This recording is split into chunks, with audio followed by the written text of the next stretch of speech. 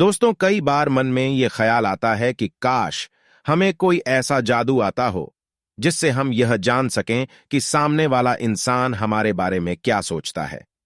वह हमें अच्छा मानता है, बुरा समझता है, उस पर हम विश्वास करें या नहीं। इन सब बातों को यूं ही समझ पाना दिमाग पर जोर डालने जैसा है, लेकिन फिर भी इससे कुछ हासिल नहीं होता। ऐसे में हम अपेक्षा करते हैं काश हमें कोई जादू टोना टोटका या फिर लोगों को हिप्नोटाइज करने की कला आती हो, जिससे हम उनके दिल और दिमाग में चल रही बातों को पता कर सके। ऐसे में ना तो हमें कोई धोखा दे पाएगा और ना ही कभी देने की कोशिश भी करेगा। लेकिन इसके लिए जादू ही क्यों? एक ऐसी तकनीक है जिसे आप जादू का नाम तो दे सकते हैं, लेकिन यह असल में कोई जादू नहीं। यदि आप यह सीख जाएं तो पलक झपकते ही सामने बैठे इंसान की मनोदशा को जान सकते हैं। यह कला है दूसरे के दिमाग को पढ़ने की। अब दिमाग के सामने कोई एक्सरे मशीन या फिर स्कैनर तो लगा नहीं होता कि वह दिमागी तरंगों का अनुवाद करके आपको अंदर की बात समझा सके। लेकिन कुछ आसान तरीके अपनाकर आप किसी के भी दिमाग को पियाच सकते हैं। जी हां, किसी के भी दिमाग को। तो सोच क्या रहे हैं? अपने दुश्मन को चकित करने के लिए कैसे पता कर सके उसकी दिमागी शैतानियां। पर इस ट्रिक को समझने से पहले आपके अंदर एक खूबी होना बेहद आवश्यक है, और वो है एकाग्रता, यानी कि कॉन्सेंट्रेशन पावर। आप चीजों को कितनी सहनशीलता से लेते हैं, उन पर कितना ध्यान देते हैं, और किसी दूसरे व्यक्ति द्वारा किसी वस्तु से आपका ध्यान हटा पाना कितना आसान है, इन सभी सवालों के जवाब पाना बेहद जरूरी है। यदि आप इस टेस्ट में फेल हैं तो आप कभी भी किसी के दिमाग को पढ़ने की यह कला नहीं सीख सकते, क्योंकि यहां पर आपको अपनी आंखों के साथ साथ अपने कान और दिमाग खुला रखना है तथा साथ ही बेहद समझदारी से काम लेना है, अन्यथा आप फेल हो जाएंगे। तो इस ट्रिक को सीखने के लिए सबसे पहले तो किसी को अपनी ओर आकर्षित करना सीखें।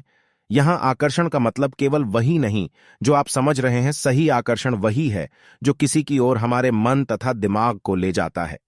यदि आप अपने सामने बैठे इंसान को केवल अपनी ही बातों में लाना सीख लें तो आप आगे उसके दिमाग को पढ़ने का रास्ता आरंभ कर सकते हैं। अब केवल अपनी ओर आकर्षित करने के बाद जरा उसे कंफर्टेबल फील कराएं, यानी कि आपके साथ होते हुए या आपसे बात करते हुए वह हिचकिचाए नहीं, क्योंकि उसकी हिचकिचाहट उसे कुछ और सोचने पर मजबूर कर देगी, जिससे वह सच की बजाय झूठी बातें बनाने पर ध्यान लगा सकता है। किसी ने सही ही कहा है कि एक भाषा सारे कार्य बना देती है। आप अपने तरीके से किसी से बात करेंगे तो शायद यह सामने वाले इंसान के दिमाग में उतर भी जाए, लेकिन उसकी समझ की भाषा में बात करने से वह बातें उसके दिल में उतर जाएंगी और वह आप पर विश्वास करने लगेगा।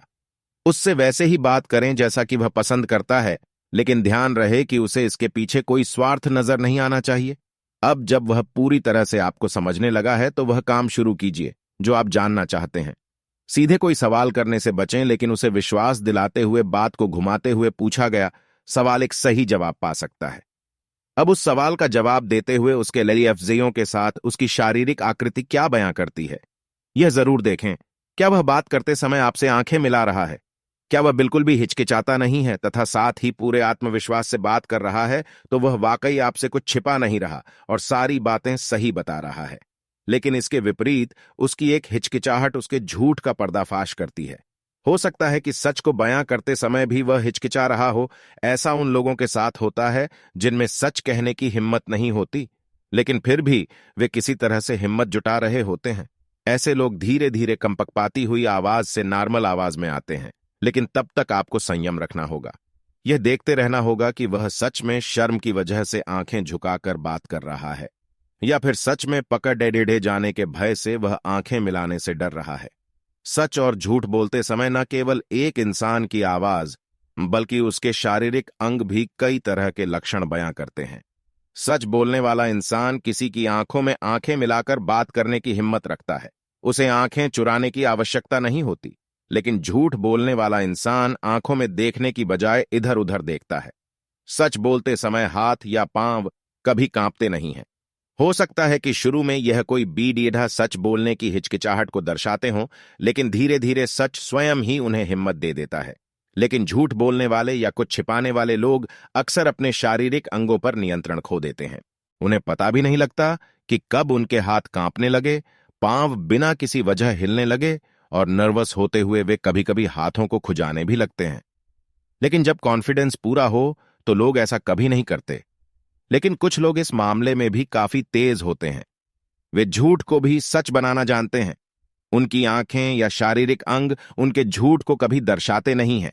इसके पीछे उनमें झूठ बोलने का कॉन्फिडेंस शामिल है। ऐसे में शायद आपको पता भी नहीं लगेगा, लेकिन ये लोग आपकी नजरों से बचकर निकल जाएंगे।